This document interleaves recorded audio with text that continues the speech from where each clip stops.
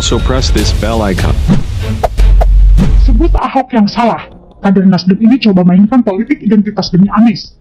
Ditulis oleh Widodo SP.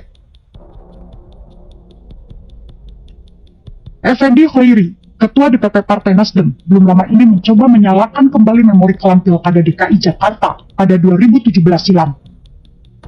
Hanya sayangnya, orang ini bukannya mau mendinginkan suasana, melainkan malah seperti menyiram bensin dengan memainkan perkataan yang mengarah pada politik identitas. Apakah ini gara-gara Nasdem sedang mengusung Anies? Tampaknya memang begitu, kalau kita membaca statement pria yang akrab dipanggil Gus Coy itu. Lahirnya pemilihan Jakarta yang seperti itu, sebetulnya faktornya bukan Anies, tapi Ahok, orang Kristen, Cina, mengutip ayat Al-Quran. Berangkatnya dari situ, yang menafsirkan ayat semaunya. Di sini titik tolaknya. Atau Gus Coy. Menurutnya, bukan Anies dan pendukungnya yang memunculkan soal politik identitas, tetapi hal itu berasal dari Ahok sendiri. Sembrono sekali kata-kata Gus Coy ini ya. Ahok memang mengutip ayat Al-Quran yang bagi sebagian orang dianggap terlalu nekat karena mencampuri keyakinan lain. Tetapi apa yang dimaksudkan Ahok jauh dari perbuatan menistakan agama. Karena Ahok hanya ingin mendudukan posisi agama dan politik pada tempat atau posisi yang seharusnya. Sementara, pendukung Anies jelas memainkan politik identitas. Lalu Anies menikmati semuanya itu karena menguntungkan dirinya dan Sandiaga Uno pada waktu itu.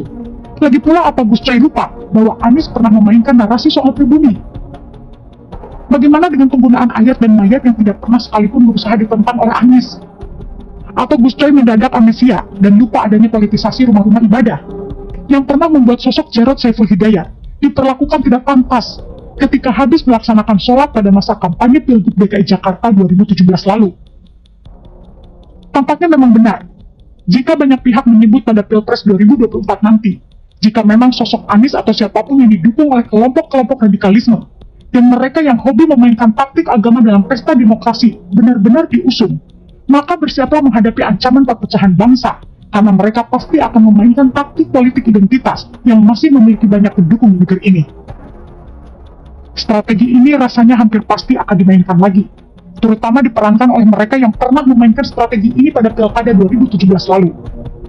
Jangan lupa, masih ada Big Imam dan menantunya yang masih memiliki massa pendukung fanatik yang bisa digerakkan pada Pilpres 2024 nanti. Dan kalau kita berharap Anies Baswedan akan bersuara keras atau menolak strategi politik identitas, itu sih ibarat mimpi di siang bolong. Karena kemungkinan besar, Anies akan memanfaatkan segala macam cara yang mengarah pada keuntungannya, demi memenuhi ambisinya untuk bertarung pada Pilpres 2024 nanti. Tampaknya mungkin hanya Tuhan yang bisa menghentikan niat busuk dari para pengusung politik identitas ini.